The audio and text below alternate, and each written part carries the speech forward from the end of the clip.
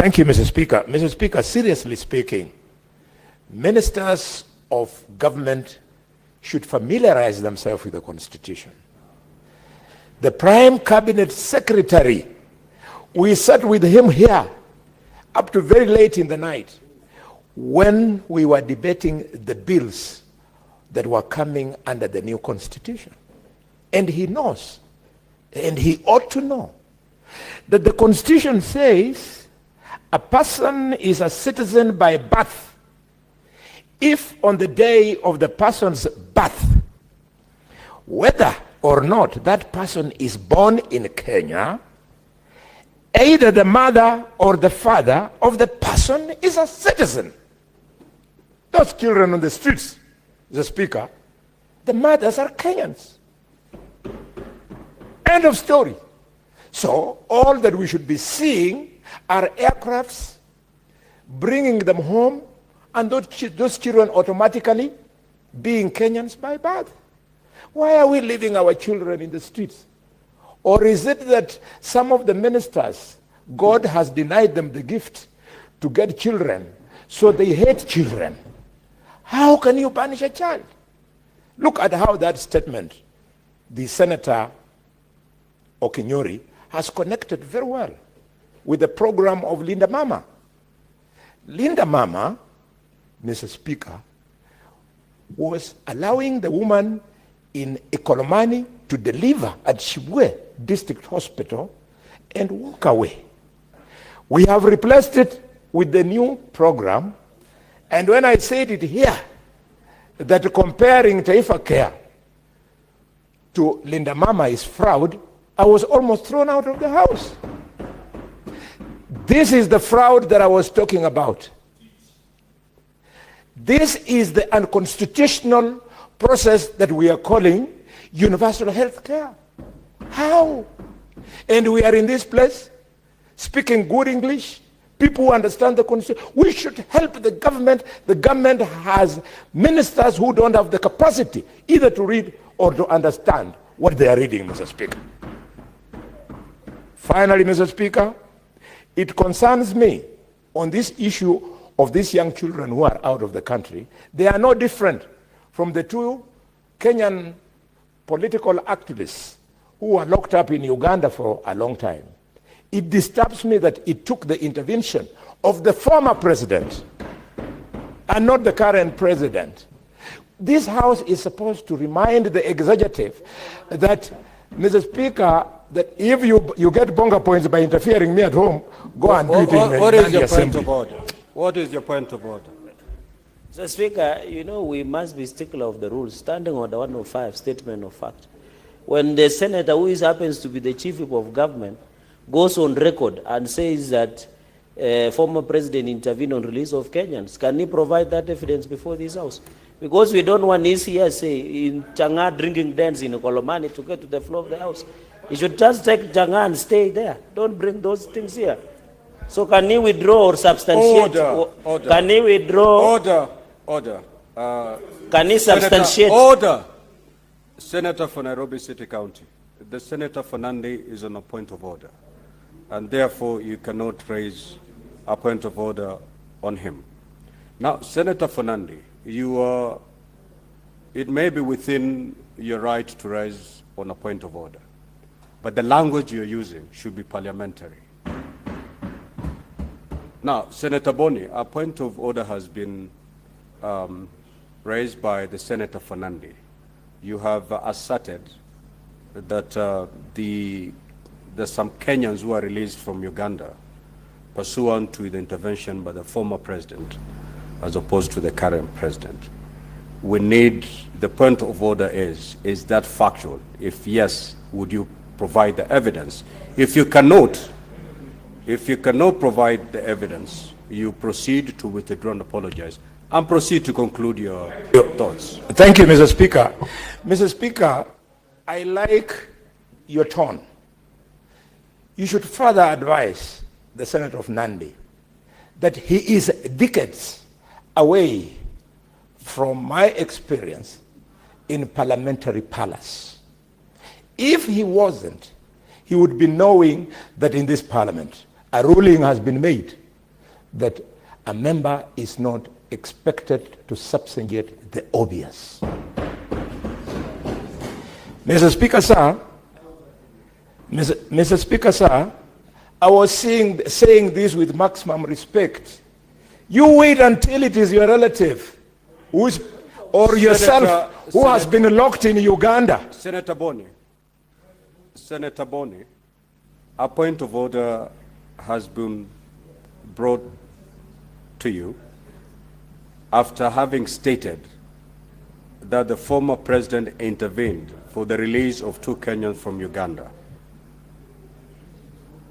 Is that factual? And if it is, would you produce the evidence? If you can't, withdraw, apologize, and conclude your thoughts.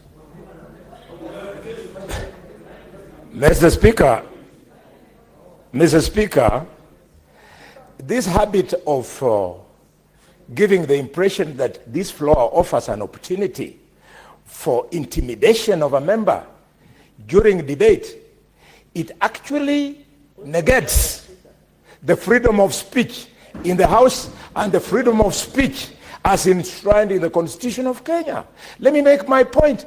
If the Senator of Nandi is uncomfortable with the factuality of what I'm saying, let him express his discomfort and not hide in a point of order.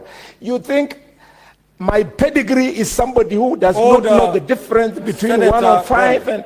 Senator Bonny, order. Order, Senator Bonny. You'll be informed after you abide by my ruling. Proceed.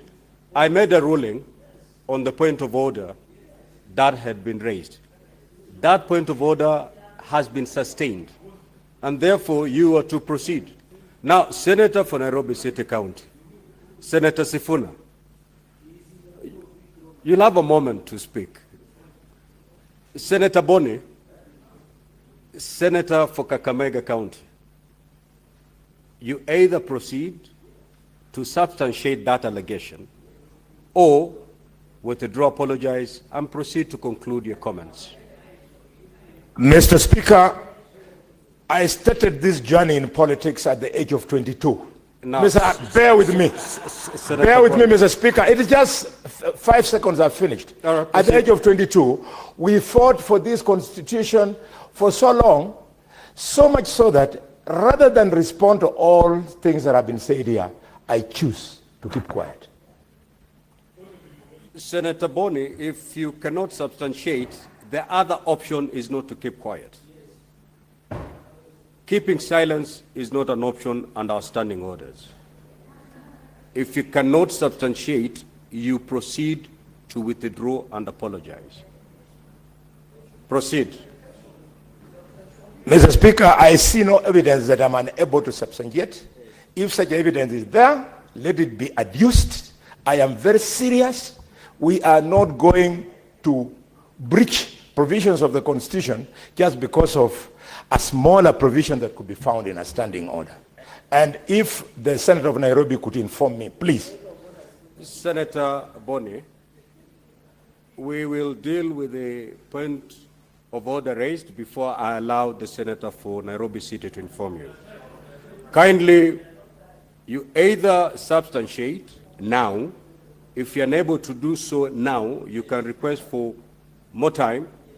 If you're unable to do those two, then kindly proceed with withdraw and apologize and conclude your thoughts. Either way, you need to substantiate. Thank you very much for the indulgence. But I can assure you, I have said, I have chosen to keep quiet for the reason that Kenyans died to have freedom of expression and speech. Please understand these things. We were there before you were not there. Now, honorable senators, you are choosing to stay silent, Honorable Khalwale. Therefore, it means that you failed to substantiate, and the natural consequence will flow. I will therefore rule you out of order and ask you to leave the chamber. For the remainder of today's sitting. I've made a ruling, Honorable Bonny. I have given you more than 15 minutes to do what this. No, I've already done the ruling. You walk out of the chamber. Mr. Speaker, I exactly walk out because I cannot allow this parliament to come up with freedom of speech in this house and freedom of expression in general.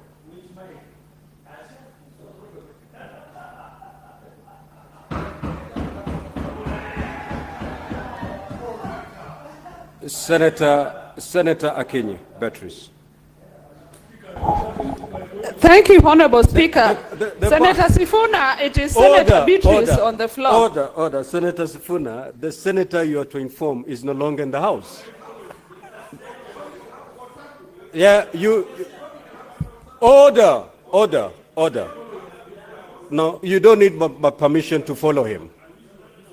You don't need permission to follow him. If you elect to follow him, that is not pursuant to the Speaker's direction. Proceed, Senator Beatrice. Thank you, Honorable Speaker. The senior senators living should also know that at times silence is power. But Honorable Speaker, I rise to support the statement by Senator Mtata, but I will begin by informing the Senator of Elgeyo Marakwet that we are unapologetic as a